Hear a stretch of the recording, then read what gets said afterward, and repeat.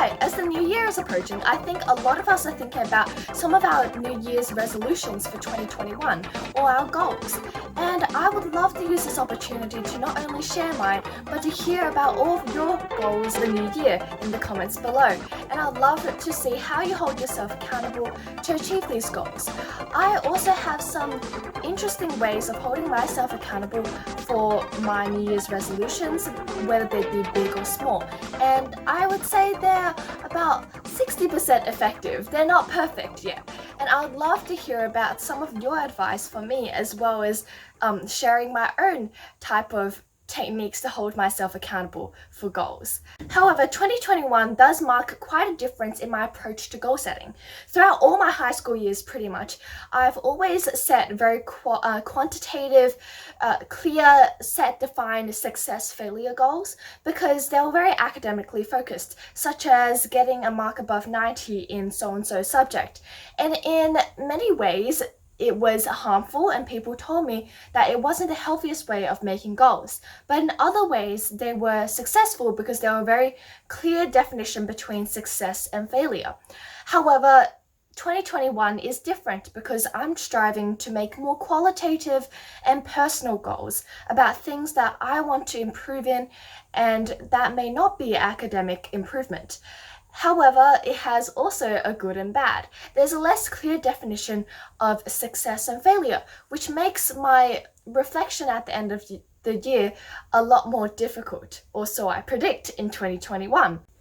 In 2021, one of my main goals after, officially graduating from high school is to make more connections and more effort to maintain them. I think that in the past I have probably met a lot of people that could have helped me in the future, but I didn't put in the effort to actively maintain these connections, and I want to more actively do that in 2021. And I hope to do so by creating more profiles, sending more messages, and just being an active person in their life, really. My second one is reading more. So I've always loved reading, but I kind of dropped off in the middle of high school and only just recently picked it back up. And I forgot how enjoyable reading can be, and reading for fun, that is. So I really want to do more of that in 2021 and go down my very long to be read list and kind of just enjoy reading as it is. P.S. I also want to read more diverse genres because I feel like I stick a lot to my comfort zone, especially with the thriller section and all the Murakami. So I do want to expand my view of the universe and kind of become more well-read, and with that, being able to express myself better. And also another one of the main things is I want to increase my endurance, and I want to do that through swimming. And there's this great initiative called Laps for Life, which I really wanted to participate in 2020, but it got cancelled. So I'm hoping that I can do something like that in 2021 or even in 2022, so I can work on myself while doing it for a good cause. And I think that's like the best combination ever. Personally, I hold myself accountable by doing a very, very small thing, which is strangely quite effective. What I do is I basically put all of my goals onto a takeaway box, which is stuck on with blue tack right in front of my bed on the wall. And then I stick on little pieces of paper saying all my little goals on the box, and then it stays there for the entire year. So over the year, once I've achieved the goal, I will move a little piece of paper off the box, and then so on, and so on, and so on. And then for some reason, seeing that goal in front of my bed every single day and being able to have that feeling of satisfaction, I don't know if it's a strange tactic, but it certainly works quite well for me, and it makes me quite happy with what I've achieved using a takeaway box and a few pieces. These are some tips, if you may, on how I make my goals, which is I always have my big goals on my takeaway box, but then I have little micro goals that I set over the year that make a kind of a step-by-step plan to achieving that big goal.